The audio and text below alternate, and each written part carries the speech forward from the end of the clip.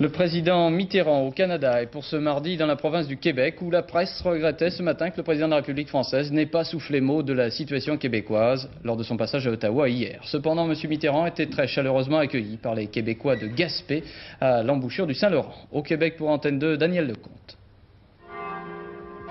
François Mitterrand sur les traces de Jacques Cartier. Et pour commencer ce voyage en Gaspésie, visite en compagnie du Premier ministre du Québec, M. Bourassa, à la cathédrale de Gaspé.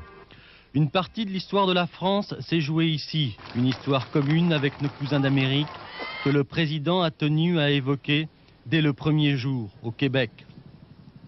Retour aux sources, hommage aux pères fondateurs, car tout a commencé ici, dans cette baie, quand Jacques Cartier a débarqué en 1534. Ce sont ses descendants en costume d'époque qui accueillent aujourd'hui le président. Vous êtes habillé comme à l'époque? Comme homme d'équipage de Cartier.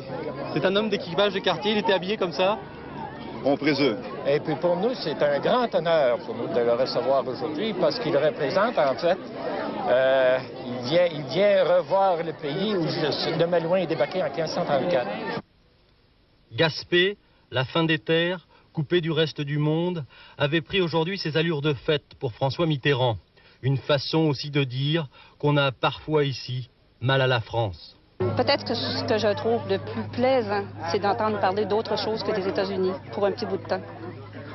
Vous aimeriez entendre plus souvent parler de la France, c'est ça? Oui, je trouve pas que la France est très présente ici. Pas assez. On a besoin beaucoup plus de la culture française que la France veut bien le faire. 20 ans après le passage remarqué du général de Gaulle, François Mitterrand va donc se rendre à son tour à Québec.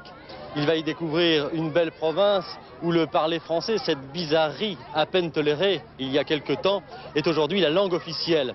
Car les temps ont changé. Aujourd'hui, les Québécois ne sont plus obligés de combattre par la violence pour obtenir gain de cause, car les autorités fédérales admettent leurs arguments.